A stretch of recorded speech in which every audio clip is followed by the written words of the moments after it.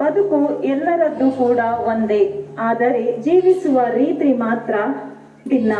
ಕೆಲವರಿಗೆ ಐಷಾರಾಮಿ ಜೀವನದ ಸವಿನೋಟ, ಕೆಲವರದ್ದು ಒಂದು ಹೊತ್ತಿನ ಊಟಕ್ಕಾಗಿ ಅಲೆದಾಟ. ಹೌದು, ರಸ್ತೆ ಬದಿಯಲ್ಲಿ ನೆಲೆಯಿಲ್ಲದೆ ಬದುಕುತ್ತಿರುವ ಅದೆಷ್ಟೋ ಜನರನ್ನು ಕಂಡಾಗ ಅಯ್ಯೋ ಎನಿಸುವುದು ಸಹಜ. ಈ ಜಗತ್ತಿನಲ್ಲಿ ಮೂಲ ಸೌಕರ್ಯಗಳಿಂದ ವಂಚಿತರಾಗಿ ನಿರಾಶ್ರಿತರಾದವರು ಲೆಕ್ಕವಿಲ್ಲದಷ್ಟು ಜನ. ಯುದ್ಧ, ರಾಜಕೀಯ ಕ್ಷೋಭೆ, ಆರ್ಥಿಕ ಬಿಕ್ಕಟ್ಟು, ಹಿಂಸಾಚಾರ ಹೀಗೆ ನಾನಾ ಸಂದರ್ಭಗಳಲ್ಲಿ ನೆಲೆ ಇಲ್ಲದೆ ತನ್ನ ಕುಟುಂಬದವರನ್ನು ಕಳೆದುಕೊಂಡು ತಮ್ಮ ದೇಶಗಳನ್ನು ತೊರೆದು ಬೇರೆ ಬೇರೆ ದೇಶಗಳಲ್ಲಿ ಆಶ್ರಯ ಹುಡುಕುತ್ತಾ ಬೀದಿ ಪಾಲಾಗುತ್ತಿರುವವರ ಸಂಖ್ಯೆ ಮಾತ್ರ ಹೆಚ್ಚಾಗುತ್ತಲೇ ಇದೆ. ಅಂತಹ ಜನರ ಬಗ್ಗೆ ಅರಿವು ಮೂಡಿಸಲು ವಿಶ್ವ ನಿರಾಶ್ರಿತರ ದಿನವನ್ನು ಆಚರಿಸಲಾಗುತ್ತದೆ. ನಿರಾಶ್ರಿತರ ಸ್ಥಿತಿಗತಿ ಕುರಿತು ಮೊದಲ ಬಾರಿಗೆ 1951ರಲ್ಲಿ ಸಮಾವೇಶವನ್ನು ನಡೆಸಲಾಗಿತ್ತು. ಇದರ ವಜ್ರ ಮಹೋತ್ಸವ ಅಂದರೆ 50ನೇ ವರ್ಷಾಚರಣೆಯನ್ನು ಜೂನ್ 20, 2001ರಂದು ನಡೆಸಲಾಯಿತು.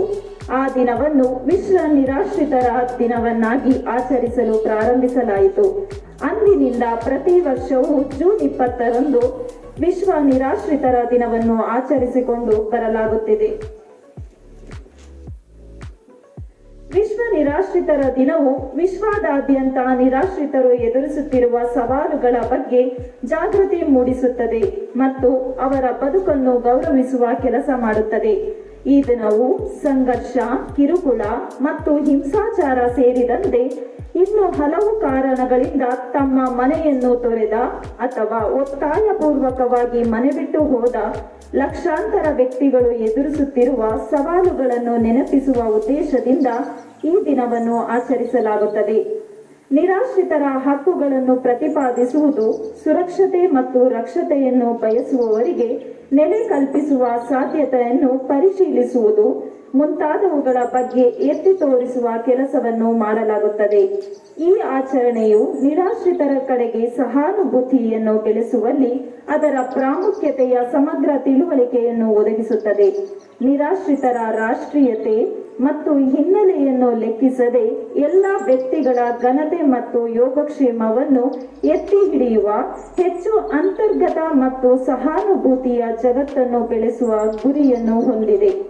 ವಿವಿಧ ಸಂಘಟನೆಗಳು, ಕಾರ್ಯಕ್ರಮಗಳು ಮತ್ತು ಚಟುವಟಿಕೆಗಳನ್ನು ನಡೆಸುತ್ತದೆ.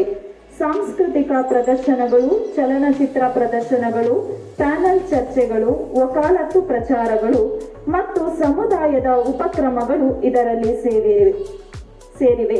ಕಳೆದ ವರ್ಷ ನಿರಾಶ್ರಿತರ ದಿನಕ್ಕೆ ಬಹಳ ಮಹತ್ವ ಇದೆ. ಉಕ್ರೇನ್ ಮೇಲೆ ರಷ್ಯಾ ಆಕ್ರಮಣ ಮಾಡಿರುವ ಹಿನ್ನೆಲೆಯಲ್ಲಿ ಲಕ್ಷಾಂತರ ಮಂದಿ ನೆಲೆ ಕಳೆದುಕೊಂಡು ನಿರಾಶ್ರಿತರಾಗಿದ್ದಾರೆ. ಈ ಯುದ್ಧದಿಂದಾಗಿ ಈ ವರ್ಷ ಜಾಗತಿಕವಾಗಿ ನಿರಾಶ್ರಿತರ ಸಂಖ್ಯೆ ದಾಖಲೆ ಮಟ್ಟಕ್ಕೆ ಏರಲು ಕಾರಣವಾಗಿದೆ.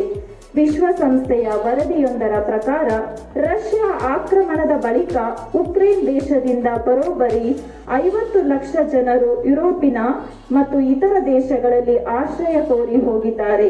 ಉಕ್ರೇನ್ ದೇಶದಲ್ಲಿ ಕೇವಲ 4.2 ಕೋಟಿ ಜನಸಂಖ್ಯೆ ಇದೆ. ಅದರಲ್ಲಿ 50 ಲಕ್ಷ ಮಂದಿ ನಿರಾಶ್ರಿತರಾಗಿದ್ದಾರೆಂದರೆ ಪ್ರತಿ ವರ್ಷ ವಿಶ್ವದಲ್ಲಿ ಅದೆಷ್ಟು ಯುದ್ಧ ಸಂತ್ರಸ್ತರು ನಿರ್ಮಾಣವಾಗಿರಬಹುದು. ನಿರಾಶ್ರಿತರಿಗೂ ಕೂಡ ಒಂದು ಬದುಕಿದೆ. ಅವರನ್ನು ಗೌರವಿಸೋಣ. ಧನ್ಯವಾದಗಳು.